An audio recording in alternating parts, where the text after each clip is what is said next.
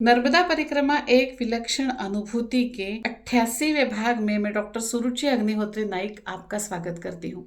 पिछले पर्व में मैंने आपको बताया था कि हम किस तरह से दमगढ़ के राम कुटीर में आ पहुंचे, दरवाजे को कैसे ताला लगा हुआ था और कैसे हम अंदर आए। अब इसके आगे बात चल रही थी भोजन प्रसादी की। पुजारी जी ने, वहाँ के जो महंत थे, उन्होंने कहा कि लकड़ियाँ लानी पड़ेगी। अब 7:30 पौने 8 तो पहले ही हो चुके थे, मतलब अब 8 सवा 8 कुछ हुए होंगे। इतनी रात को लकड़ियां कैसे लाए चूल्हा जलाने के लिए? तो हमने कहा बाबा जी ऐसा करते हैं, इतनी सारी लकड़ियां तो मिलेगी नहीं, यही थोड़ा सा कूड़ा कचरा है जो इकट्ठा कर लेते हैं, और बाबा जी हम चाय पियेंगे, आज भोजन नहीं पाएंगे, चाय पियेंगे। तो बाबा जी ने बड़े आनंद से कहा, वाह ये तो बहुत अच्छी बात है, और वैसे भी रात को ना थोड़ा कम ही खाना चाहिए, पेट हल्का रहता है, चाय बढ़िया है, अब तो चाय पी लो। चलो कुछ ना सही, चाय ही सही। तो हमने बाबा जी से पूछा, बाबा जी हमारे पास तो कोई साधन नहीं है, अगर आप दे देंगे साधन तो चाय हम पी लेंगे।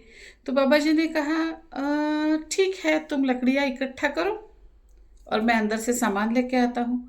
बाबा जी अंदर गए, 10 मिनट 15 मिनट आए ही नहीं, और फिर आए तो खाली हाथ आए। कहने लगे, जम गई लकड़ियाँ? हमने कहा हाँ जम गई। तो उन्होंने कहा, ऐसा है बेटा जी, चाय तो आप पी सकते हो, पर दूध नहीं है मेरे पास, दूध खत्म हो चुका है, तो अब चाय कैसे पियोगे? हमने कहा बाबा जी कोई बात नहीं, हम तो काली चाय पी लेंगे, करना ही क्या है, चाय पत्ती डालना है, शक्कर डालना है और पानी डालना है। बाबा ने कहा, हाँ ये तुम जरूर कर सकते हो, लेकिन असल में समस्या क्या है आपको पता है? समस्या ऐसी है कि शक्कर खत्म हो चुकी है। हमने कहा चलो यार, बिना शक्कर की पी लो, चाय का पानी सही, कुछ तो पेट में जाएगा। बाबा ने कहा ये भी सही बात है, लेकिन आपको एक बात बताऊं, चाय पत्ती भी नहीं है। तो फिर चाय बनाने के लिए कहाँ ही क्यों? ये सुन के भूखे जो मेरे साथ बाबा थे वो भूखे थे, और उनको अंदर से बहुत गुस्सा आ रहा था, पर वो कुछ बोले नहीं। तो फिर हमने सोचा ठीक है, अब गर्म पानी भी क्या पीना, छोड़ो, वैसे ही सो जाते हैं। भूख तो दोनों को बढ़िया लगी थी, और हम सोच रहे थे कि ऐसा पहले तो कभी नहीं हुआ, माँ नर्मदा ने हमें भूखा तो नहीं रखा, तो ज़रूर कुछ ना कुछ बात है, हमसे शायद कुछ गलती हो गई है कि माँ नर्मदा ने हमें खाना नहीं देने की बात की। ऐसा कैसे हो सकता है? और बाबा तो गुस्से में आसन लगा के लेट गए। अब मुझे मेरी बैग निकाल के मेरा आसन निकालना था, और मैंने मेरा आसन निकाला। वहाँ पे सर्दी थोड़ी ज़्यादा थी, तो मैंने 2 ब्लैंकेट्स निकाले, और जैसे ही मैंने 2 ब्लैंकेट्स निकाले, अंदर से हल्दीराम्स की जो मूंग दाल आती है ना, उसके 2 पैकेट बाहर निकले। मैंने बड़ा आश्चर्य किया, ऐसे कैसे हुआ भाई? ये पैकेट अपने पास रखे हुए थे, अपने को पता ही नहीं, और आज ये बाहर निकले हैं। थोड़ा सा अजीब था, क्योंकि रोज ही हम बैग निकालते हैं, रोज ही हम बैग रखते हैं। फिर मैंने बाबा से पूछा, बाबा कुछ सामान मेरे बैग में रखा था। तब जाके बाबा ने बताया, अरे हल्दीराम के 2 पैकेट रखे थे, 2 ही बचे थे, तो मैंने कहा अपने काम आ जाएंगे, तो वो रख दिए थे। तो इतने दिन मुझे क्यों नहीं दिखे? इतने दिन मुझे इसलिए नहीं दिखे थे क्योंकि यहाँ ठंड थी, इसलिए मैंने 2 ब्लैंकेट बाहर निकाले थे, और दूसरी ब्लैंकेट की तह के अंदर, फोल्ड के अंदर, ये 2 पैकेट रखे हुए थे। जैसे मैंने दूसरा ब्लैंकेट निकाला, वो पैकेट बाहर आ गए। मैंने बाबा को जगाया, 1 पैकेट उन्हें दिया और कहा, नर्मदा मैया जो है कभी भूखा नहीं रखती। इस प्रकार से नर्मदा मैया ने हमें वहाँ पे भोजन दिया जहाँ पे हमें कुछ भी नहीं मिल सकता था। अब ये मूंग दाल का पैकेट जब हम फोड़ के खा रहे थे, तब तक बाबा का जो गुस्सा था वो पूरी तरह से रुक चुका था, और उन्होंने कहा, जरूर आज कुछ गलती हुई होगी, तभी हमें शुरुआत में तो भोजन नहीं मिला, लेकिन हमारी नर्मदा मैया ने हमें माफ किया। और देखो, 3-4 दिन पहले रखे हुए पैकेट इतने अंदर चले गए कि नीचे वाले ब्लैंकेट के नीचे चले गए, और हमें 3 दिन मिले। क्या आपको बार बार एसिडिटी होती है, और इस एसिडिटी के लिए आप गोलियां भी खाते हो, फिर भी ये जाती ही नहीं? तो ऐसा क्यों होता है ये समझना भी तो ज़रूरी है। ऐसा होता है 3 महत्वपूर्ण चीज़ों के कारण। एक, सेडेंटरी लाइफस्टाइल, एक्सरसाइज की कमी। दूसरा, अनियमित खाना खाना। और तीसरा, सही खाना नहीं खाना। ये 3 चीज़ों से आपकी गट हेल्थ ही बिगड़ जाती है। अगर आपका गट ही स्ट्रांग नहीं है तो एसिडिटी जैसी बीमारियां बार बार तो होगी ही। इलाज क्या है? इलाज है गट की ट्रीटमेंट लेना। कैसे लेंगे? तज्ञ हेल्थ केयर को संपर्क करेंगे, जहां आपको साइड इफेक्ट फ्री ट्रीटमेंट मिलेगी, जो कि कॉम्बिनेशन ऑफ होम्योपैथी और टिश्यू सॉल्ट थेरेपी से हम देते हैं।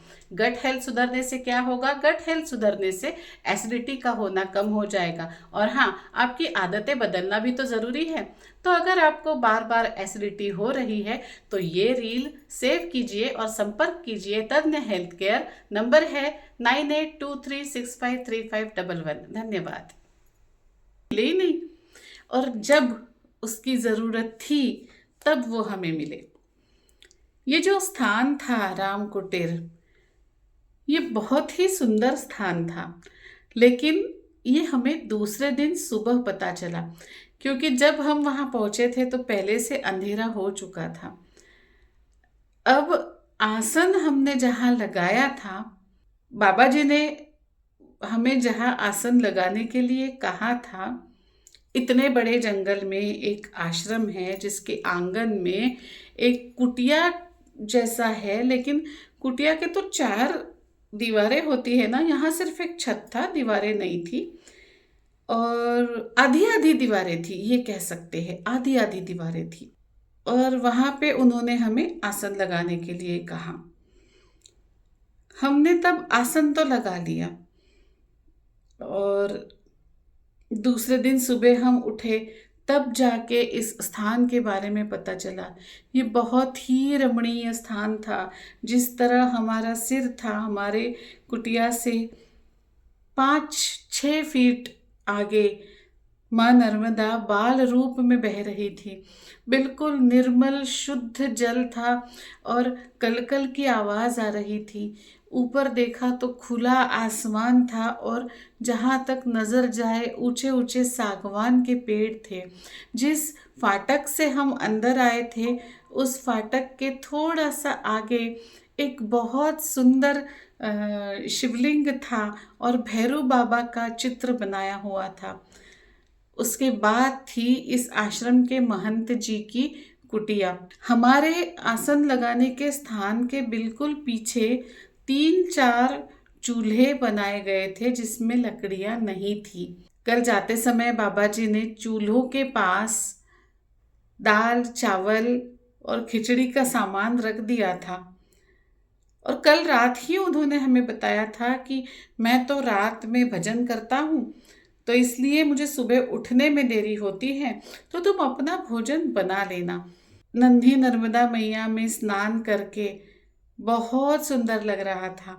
और फिर हमने लकड़ियाँ जमा की, और पहले तो गर्म पानी पिया चाय की जगह, और फिर खिचड़ी का भोजन बनाया। थोड़ी देर में मेरा भोजन बनाने का कार्य चल ही रहा था, तब आश्रम के महंत बाहर आए।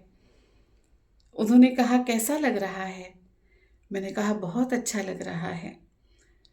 तब अचानक से बाबा ने पूछा, यहाँ नेटवर्क नहीं आता?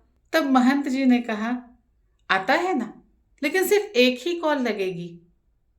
यहाँ नेटवर्क फुल आता है, लेकिन सिर्फ एक ही कॉल लगेगी। शायद बाबा को घर में बात करनी थी, तो उन्होंने कहा, हाँ हाँ ठीक है, चलेगा, मैं एक ही कॉल करूँगा। तब महंत जी बाबा को एक छोटे से मंदिर लेके गए। वही छोटा सा मंदिर था, वहाँ लेके गए और कहा, यहाँ एक ही कॉल लगता है, और मंदिर की तरफ इशारा करके कहा, वो भी इसी को। डायरेक्ट कनेक्शन, और ऐसा कॉल करने के लिए मोबाइल की कोई ज़रूरत नहीं होती। उनका वाक्य सुनकर सच में ऐसा लगा कि प्रार्थना या उपासना में इतना बल है जिसके लिए कोई साधन की आवश्यकता नहीं होती। मन से आवाज़ निकलती है तो सीधा वहीं जाकर पहुंचती है। बस मन शुद्ध हो और कुछ आवश्यकता नहीं है। इतना सुंदर शब्द, इतने सुंदर शब्द, इतना सुंदर वाक्य बाबा जी ने कहा कि वो आज तक मेरे मन में छुपा हुआ है। मेरा भोजन प्रसादी बनाने का कार्य चल ही रहा था, भोजन सिद्ध करने का कार्य चल ही रहा था, तो इस आश्रम के महंत जी आए। उन्होंने भी मेरी हेल्प की और फिर हम तीनों ने मिल के भोजन पाया। तब उन्होंने कहा कि बेटा जी, साधना करने के लिए ऐसे स्थान बहुत उपयुक्त होते हैं। यहाँ मैं सुविधा नहीं रखता, क्योंकि यहाँ सुविधा नहीं, साधना के लिए आना होता है। भोजन प्रसादी पाकर महंत जी से आशीर्वाद लेकर हम आगे चले। यहाँ से आगे का रास्ता एक टेकड़ी पर से जाता है, एक टीले पर से जाता है। दोनों जगह जंगल है और थोड़ा अंतर चलने के बाद ऐसा लगता है, इतनी झाड़ी है वहाँ कि ऐसा लगता है कि हम शायद रास्ता तो नहीं भटक गए। और ऐसे करते करते हम सीधे सीधे सीधे सीधे जा रहे थे, तो रास्ते में नर्मदा जी के उस पार से एक आवाज आई शुद्ध मराठी में, कुठले पाहुणे तुम्ही? हाँ, मराठी कौन बोल रहा है? तो हम नर्मदा जी की तरफ जाने लगे तो उन्होंने रोका, नहीं नहीं नहीं नहीं नहीं नहीं, नहीं, रुक जाओ रुक जाओ, वहां से आगे मत आना, वहां से पात्र कहलाता है, तुम्हारी परिक्रमा खंडित हो जाओगे, तुम मत आओ, मैं तो आ सकता हूँ। आते वक्त उन्होंने हमारे लिए चाय लाया। हम तीनों ने वहाँ बैठ के चाय पी और पता चला कि ये जो महाराज जी है, ये मेरे क्षेत्र के नागपुर के पास पांडुरना करके एक गाँव आता है, वहाँ के ये बाबा जी हैं। और इसलिए वो इतना शुद्ध मराठी में मुझसे बात भी कर रहे थे। यहाँ से लेके अमरकंटक और अमरकंटक जाने के कुछ ही समय तक एक से एक कई सारे अनुभव आए, लेकिन अगर वो सारे के सारे अनुभव मैं इसी पर्व में बताऊं तो शायद ये पर्व बड़ा हो जाएगा। इसलिए थोड़ा सा भाग अगले पर्व के लिए रखते हैं। तब तक के लिए नर्मदे हर, नर्मदे हर, नर्मदे हर। अगर आपको ये वीडियो सीरीज़ अच्छी लग रही है तो आपके दोस्तों को भेजिए ना। और हाँ, इस चैनल को लाइक, शेयर और सब्सक्राइब करना नहीं भूलिएगा। धन्यवाद।